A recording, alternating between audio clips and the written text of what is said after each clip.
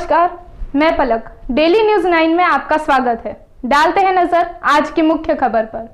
बज चुकी है रणभेरी, अब होने वाला है शंखनाद, बिछ रही है चुनावी बिसात। किस करवट बैठेगा सियासत का ऊंट? नेता नहीं जनता करेगी तय, किसको बनाएगी अपना सरताज।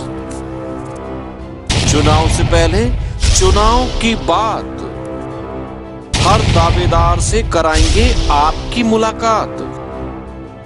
देखिए चुनाव पर चर्चा आपके अपने चैनल सिर्फ डेली न्यूज 9 पर। भारतीय जनता पक्षाचा भाऊ आगे बढ़ो, गली गली में शोर है, ऐसा कैसा ये वर्दी पर आगे बढ़ो, लाल टमाटर ताजा है, तुमच्यामध्ये खूप सुंदर प्रचार भारतीय जनता पार्टीच्या माध्यमातून संपूर्ण 12 प्रभागामध्ये आमचे 25 नगरसेवक आणि नगराध्यक्ष म्हणून मागच्या 8 दिवसापासून सतत करत आहोत। तेव्हापासून जेव्हापासून आम्ही कुठेतरी थांबलो नाही, दर दिवशी एक एक प्रभाग आम्ही घेत होतो। आज प्रभाग 5 मध्ये आमचे दोन्ही नगरसेवक कार्याभाऊ दिसते आणि पुढे जाईल यांच्यासोबत आज पूर्ण प्रभाग घेऊन आम्ही आता आणि सुंदर वातावरण आहे, चांगलं वातावरण आहे। लोक भारतीय जनता पार्टीला मत देण्याकरता तयार आहेत। फक्त त्यांच्या घरापर्यंत जाऊन त्यांच्या आशीर्वाद घेण्याचं काम आमचं सुरू आहे।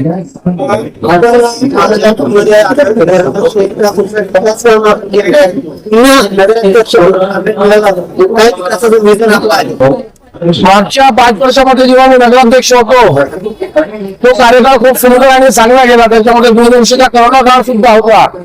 त्या पिरियड मध्ये इतके विकासाचे कामं केले की या नगर परिषदेला 150 वर्ष झाले। त्या 150 वर्षाच्या कालावधीमध्ये कधीच एवढे विकासाचे काम झाले नव्हते, तेवढे मी मागच्या 5 वर्षाच्या कालावधीमध्ये केले।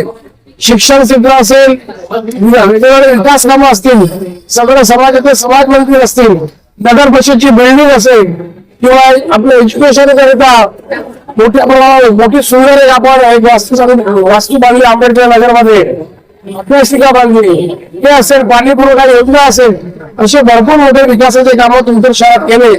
त्याचाच परिणाम आहे की लोक आज आपल्याला प्रतिसाद देत आहेत। आणि मागच्या 5 वर्षामध्ये कुठेही माझ्या कार्यकाळामध्ये मी आमचे नगरसेवक आणि माझ्या माध्यमातून कुठलाही भ्रष्टाचार केला नाही, तर लोकांना सहकार्य केलं आणि लोकांचा आशीर्वादच घेतला। येणाऱ्या काळामध्ये आम्ही सत्तेमध्ये 100% बसणार आहोत।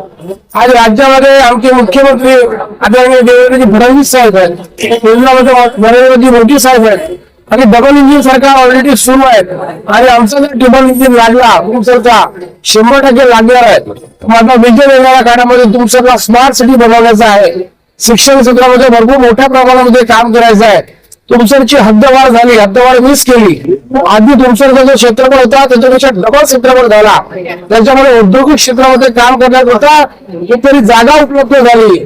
शैक्षणिक क्षेत्रामध्ये जर एवढी कॉलेज आणायची असेल, मेडिकल कॉलेज आणायचे असेल, आणि जागा उपलब्ध नव्हती। आता ते तुमसरचं क्षेत्रफळ वाढल्यामुळे, हद्दवाढ झाल्यामुळे, जागाची उपलब्धता असल्यामुळे आपण मार्केट सुद्धा हलवणार आहोत, मोठा मार्केट सुद्धा करणार, इंजिनिअरिंग मेडिकल कॉलेज करणार, शिक्षण क्षेत्रात भाग देणार आणि औद्योगिक क्षेत्रात सुद्धा भाग देणार। स्मार्ट सिटी बनवण्याचा माझा संकल्प आहे। स्मार्ट तुमचं तेव्हाच मिळेल जेव्हा सगळ्यांच्या हाताला रोजगार मिळेल, शिक्षण क्षेत्रात भरारी होईल, हे सगळ्या क्षेत्रात आपण समोर जाऊ, तरच त्याला स्मार्ट तुमचं बनण्यात येईल आणि ते माझी संकल्पना आणि ते मी पूर्ण करणार।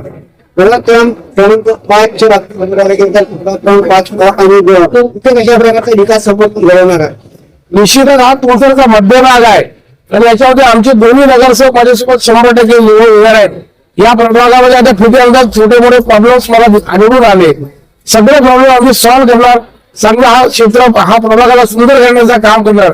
या गल्लीमध्ये कुठेतरी छोट्या नाल्या वगैरे आल्या असतील, रस्ते आता पाणी पुरवठ्यामध्ये विस्कळीत झालेत, ते सुद्धा दुरुस्त करून चांगला हा प्रभाग करण्याचं आम्ही काम करणार। जनतेला काय एक विनंती, काय कारण आहे? त्या जनतेसमोर माझा एकच आव्हान आहे की आपण कुठेतरी भूल साधण्यावर जाऊ नका। आम्ही साधारण घरचे लोक आहोत आणि साधारण मत मागणारे लोक आहोत। मागच्या 5 वर्षाच्या कार्यकाळाचा पहा की एवढा विकासाचं काम कोणीच केले नव्हते आणि समोरचं विजन घेऊन कालच मी बावनकुळे साहेब, पद्मजी फुगे साहेब, सुनील मंडे आले होते. त्यांच्या हातून माझ्या संकल्पनेचा विमोचन झाला आणि माझ्या संकल्पामध्ये सगळं लिहिलेलं आहे की येणाऱ्या काळामध्ये आपण महिला वर्ग असेल त्यांना कसं मदत करणार, युवा वर्गाला कशी मदत करणार, बेरोजगार लोकांना कशी मदत करणार, असा पूर्ण संकल्प माझा तयार आहे. निश्चितच माझी आग्रहाची विनंती आहे तुमसर वाचायला की भरपूर लोक पैशाच्या बळावर इलेक्शन लढत आहेत, पण आम्ही साधारण लोक आपल्याला मतं मागतो. भारतीय जनता पार्टीच्या विचारधारावर चालणारे आम्ही लोक आहोत. कुठलाही भ्रष्टाचार करणार नाही, कुठल्याही साधारण लोकांना त्रास देणार नाही. म्हणून येणाऱ्या काळामध्ये आपण आम्हाला आपल्या आशीर्वादाची मतं द्या आणि निवडून घ्या परत एकदा नगराध्यक्ष म्हणून आणि संपूर्ण पंचवीसचे नगरसेवक म्हणून असा आशीर्वाद दिले तर निश्चितच त्यांच्या जेवढा अपेक्षा त्यांच्यावर खरा उतरण्याचं मी काम करणार. तेवढा निश्चित या जनतेच्या तुमच्या जनतेला मी अपील करतो, आपल्या मार्फत त्यांच्या आशीर्वादाची मतं मागतो. मला याचा काय सांगणार, आपला उमेदवार प्रभाग क्रमांक 5 ते उत्साहाची लाट आहे आणि प्रभाग क्रमांक 5 ची जी जनता आहे तिकडे तरी आपण नगरसेवक यासाठी जनता आहेत, काय सांगणार? त्याचं काही नसतंय बघा. कसं असते, आम्ही काही राजकारणी नाही, आम्ही नगरसेवक नाव असतो ना, आम्ही सेवक म्हणूनच यांचे काम करून यांना आमच्यावर विश्वास आहे की हे सेवक म्हणूनच समर्पण काम करतील. आणि आपण घरोघरी जाऊन घरोघरी जाऊन आशीर्वाद मागतो. काय लोकांची काय समस्या समोर येत आहे आणि त्याचे निराकरण आपण मदत करणार आहोत. जसं आम्ही नगर सेवक बनल्याच्या नंतर आम्ही हा जसा आता चाललो तसं नंतर पण जाऊ. ठीक आहे की रोज तर जाणं पॉसिबल नाही, पण आम्ही आठवड्यातून एकदा सगळ्यांच्या घरापर्यंत पोहोचू. जनतेला काय एक मागणी आहे, हे काय विनंती आहे? जनतेला तीच विनंती आहे की प्रभाग क्रमांक 5 चे दोन्ही उमेदवार नीताताई, मी आणि आमचे अध्यक्ष साहेब प्रदीपजी पडोळे व तुमचे जे सर्व 25 नगरसेवक यांना प्रचंड बहुमताने निवडून मला आशीर्वाद द्या.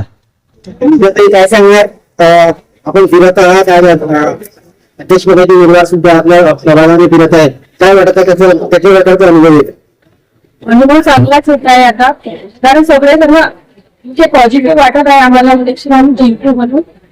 आता हे सर्व त्यांच्या हातात आहे. मायबाप आहेत ते आमची आता सध्याचे. जनतेला काय एक विनंती आहे? जनतेला हीच विनंती आहे, आज छोडून सरकारची प्रदीप भाऊ आणि मला तिघांना एक प्रचंड बहुमताने मतदान करून द्या. आज के लिए बस इतना ही. ऐसे ही ताज़ा खबरों के लिए बने रहिए डेली न्यूज़ 9 के साथ. हमारे चैनल को लाइक करें, शेयर करें, सब्सक्राइब करें और बेल आइकॉन पर प्रेस करना ना भूलें. धन्यवाद.